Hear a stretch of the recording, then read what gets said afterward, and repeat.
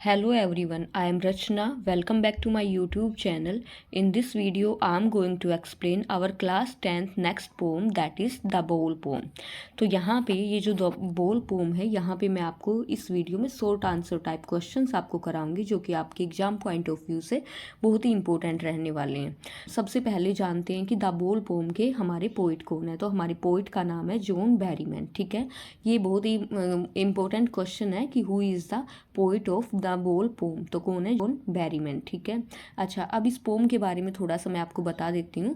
The बोल pome, इसमें क्या होता है, एक छोटा बच्चा होता है और वो अपनी बॉल से खेल रहा होता है, लेकिन जब वो खेल रहा होता है बॉल से तो उसकी बॉल पानी में चली जाती है और ये बच्चा बहुत ही दुखी हो जाता है। पोइट ये सब देख रहे होते हैं। अगर पोइट वहाँ पे चाहते तो इसको पैसे दे देते, क्योंकि बॉल की कीमत बहुत ज़्यादा थोड़ी ना है, तो वो तो आ जाती बॉल। लेकिन पोइट इसको ये समझाना चाह रहे हैं कि जो भी चीज़ गुम हो जाए, ऐसा तो हमारी ज़िंदगी में आना जाना लगा ही रहेगा। कभी कोई चीज़ आएगी, कभी कोई चीज़ हमारी ज़िंदगी से जाएगी, तो हमें इन चीज़ों को इतना सीरियसली नहीं लेना चाहिए। ठीक है, यही इस पोम में समझाया गया है। तो चलिए अब स्टार्ट करते हैं क्वेश्चन आंसर। आपको बता दूं, अगर आपने इस पोम की लाइन बाय लाइन एक्सप्लेनेशन नहीं देखी है तो आप मेरा चैनल विजिट कर सकते हो, लर्न विद रचना यादव। वहाँ पे आप जाओगे तो एक प्लेलिस्ट बनी हुई है जो कि क्लास 10th पोम के नाम से है। वहाँ पे हर एक पोम की आपको लाइन बाय लाइन एक्सप्लेनेशन मिलेगी, शॉर्ट क्वेश्चन आंसर मिलेंगे, लॉन्ग मिलेंगे, और यहाँ तक कि सीन एक्सट्रैक्ट भी है वहाँ पे आपको देखने को मिलेगा। तो आप जाके वो विजिट कर लेना।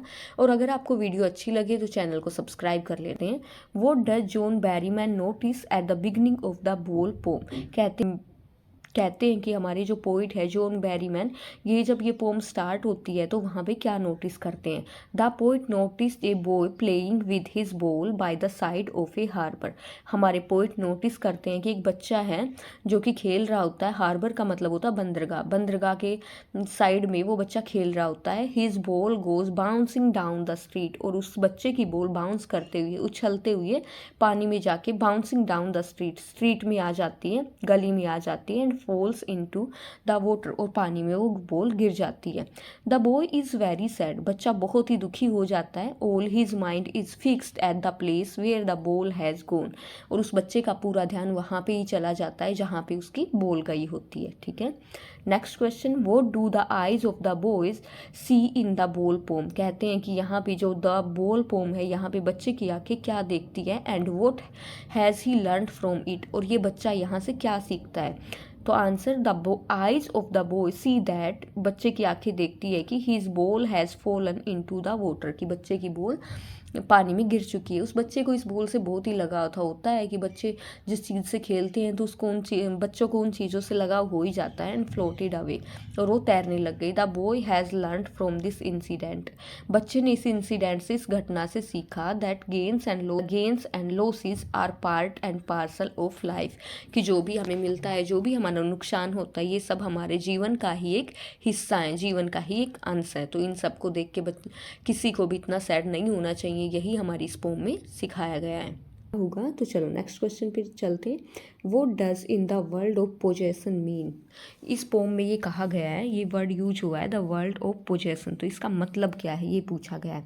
It means that this world is full of material objects. ये कहा गया है कि ये जो दुनिया है इसमें पूरे भौतिक ऑब्जेक्ट से ये दुनिया भरी पड़ी है। But these are no eternal, लेकिन ये जो भौतिक ऑब्जेक्ट हैं ये एटर्नल नहीं है। इसका मतलब ये है कि ये शाश्वत नहीं है, परमानेंट रहने वाले नहीं है, बल्कि टाइम के अकॉर्डिंग ये ख़त्म भी हो जाते हैं, इनका विनाश भी होता है। ओनली मनी इज़ एटर्नल, सिर्फ मनी ही है, सिर्फ पैसा ही है जो कि शाश्वत है, जो कि। चलो नेक्स्ट क्वेश्चन देखते हैं।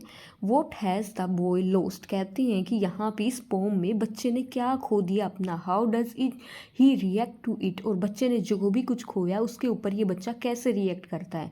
The boy has lost the ball, बच्चे ने अपनी बॉल खो दी। He has been playing with happily, वो बॉल खो दी जिसके साथ ये बच्चा बड़ी खुशी से खेल रहा था। ठीक है, he is overcome by a sense of grief and शोक एट द लॉस। कहते इसके अंदर बहुत ही ग्रीफ है, बहुत ही दुख है अपनी बॉल को खोने का, एंड शोक एट द लॉस, और अपनी बॉल के को खोने के ऊपर बहुत ही शोक, बहुत ही दुखी है ये। He doesn't know what he is to do now, और इसको नहीं पता है कि अब इस बच्चे को क्या करना चाहिए। इसने अपनी बॉल खो दी लेकिन बच्चे को नहीं पता है कि अब इसको क्या करना चाहिए।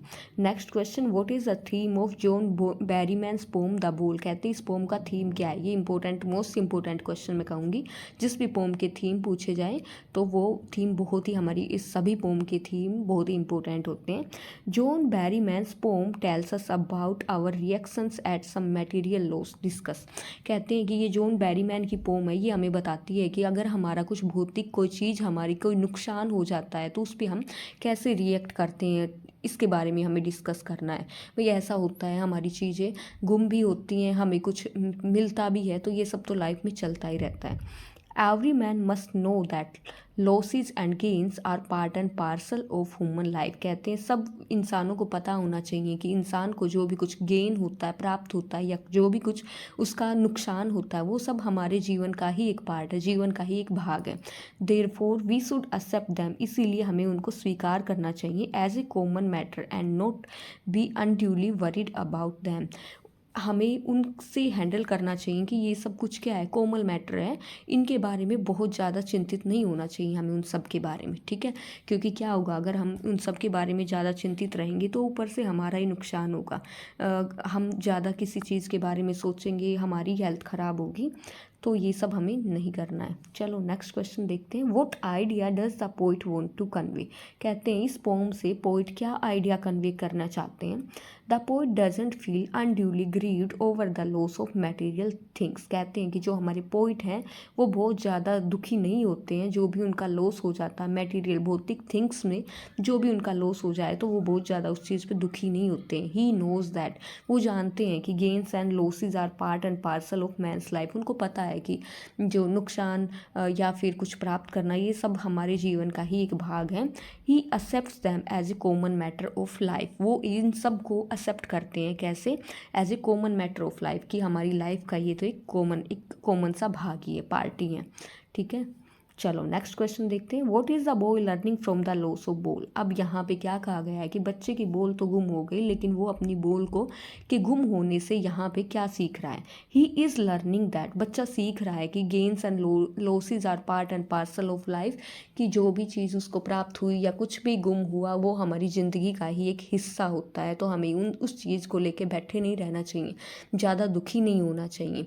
One should accept them as a common matters. एक को, किसी भी इंसान को एज ए कॉमन मैटर उसको स्वीकार करना चाहिए कि ये तो सबके साथ होता है, कोई मेरे साथ ही थोड़ा ना नया हुआ है। One should not take them too seriously. एक इंसान को इन सब बातों को ज़्यादा सीरियसली नहीं लेना चाहिए, ठीक है। Next question. Explain and no one buys a ball back, money is eternal. कहा गया है कि कोई भी व्यक्ति तुम्हारे लिए उस बॉल को खरीद के वापस नहीं ला सकता है। मनी इज़ एटर्नल, जो मनी ही है, पैसा ही है जो कि शाश्वत है, बाकी चीज़ें तो नश्वर हैं, नष्ट हो जाती हैं टाइम के अकॉर्डिंग, ठीक है। A thing once lost is lost for ever. तो यहाँ पे ये समझाया गया है कि कोई भी एक चीज़ अगर हमारी गुम हो जाती है तो इंसान को समझना चाहिए उस बात को कि जो भी चीज़ गुम हो गई तो समझ लो वो परमानेंट के लिए ही गुम हो गई है। इट कांट बी रिट्रीव्ड, उस चीज़ को वापस से नहीं लाया जा सकता है। It is futile to grieve over it.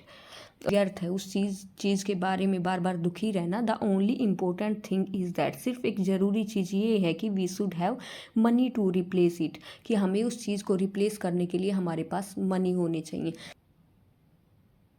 तो यहाँ पे ये दिखाया गया कि बच्चे की बॉल गुम हो गई है और अगर उसके पास पैसे हैं तो वो बॉल दूसरी भी ला सकता है। लेकिन यहाँ ना एक चीज़ समझाना चाह रहे हैं पोइट, क्या कि उसके पास पैसे हैं तो वो बॉल नहीं लिए आएगा, ये चीज़ समझ ली उसने। लेकिन पोइट ये कह रहे हैं कि हमें वो पैसे दे के बच्चे को वो नई चीज़ नहीं दिलवानी चाहिए।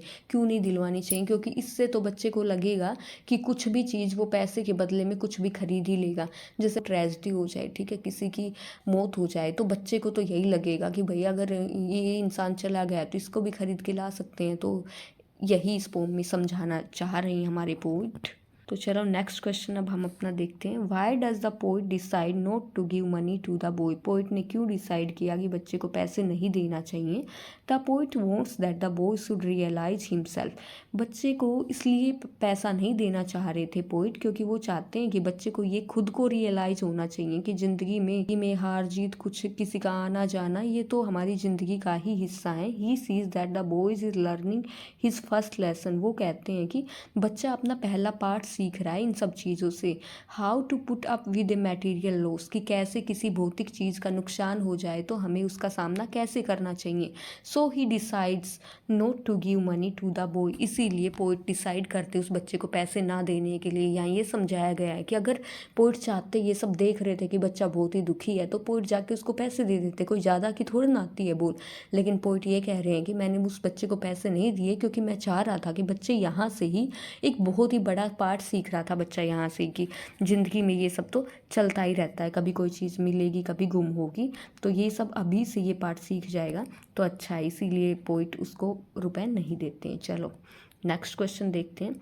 What is the effect of the loss of the ball on the boy, ball के गुम होने का बच्चे के ऊपर क्या इफेक्ट पड़ता है। There is grief in the boy's eyes, कहते हैं बच्चे की आंख में ही दुख दिखाई दे रहा था। Over the loss of his ball, उसकी बॉल के गुम होने का दुख बच्चे की आंखों में देखा जा सकता था। बट बिहाइंड दिस ग्रीफ, लेकिन इस ग्रीफ के पीछे, इस दुख के पीछे there is a valuable learning taking place, एक बहुत ही वैल्यूएबल लर्निंग थी, मतलब बच्चा बहुत ही इम्पोर्टेंट बात सीख रहा था यहाँ पे बच्चा।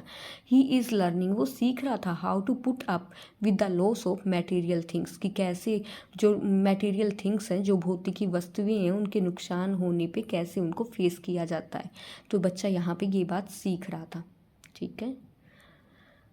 What is the central idea of the pome the ball, कहते हैं ये जो पोम है हमारी द बॉल पोम है, इसका पोम का सेंट्रल आइडिया क्या है। He is learning that gains and loss are parts and parcel of life, कहते हैं कि ये जो गेन्स है, जो भी चीज़ें मिलना, गुम होना, खोना, ये सब एक ज़िंदगी का हमारी का हिस्सा है।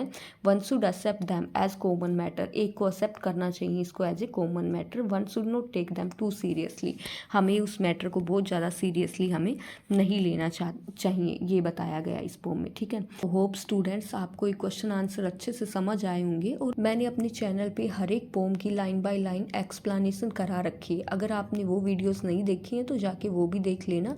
मेरे चैनल पे आपको मिलेगा, मेरे चैनल का नाम है learn with Rachna Yadav, learn with Rachna Yadav. आप मेरे चैनल पे जाओगे, चैनल के प्लेलिस्ट में जाओगे तो वहाँ पे आपको क्लास 10th पोम नाम से एक फ़ोल्डर मिलेगा।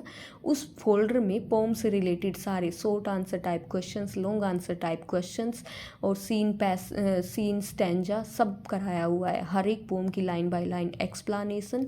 आपको एक चीज़ बताना चाहूँगी कि अगर आपको लाइन बाय लाइन एक्सप्लानेशन मतलब हर एक पोम के बारे में पता होगा कि किस में क्या बताया गया है, तो आप क्वेश्चंस को अपने आप से बना के लिख सकते हो। ठीक है।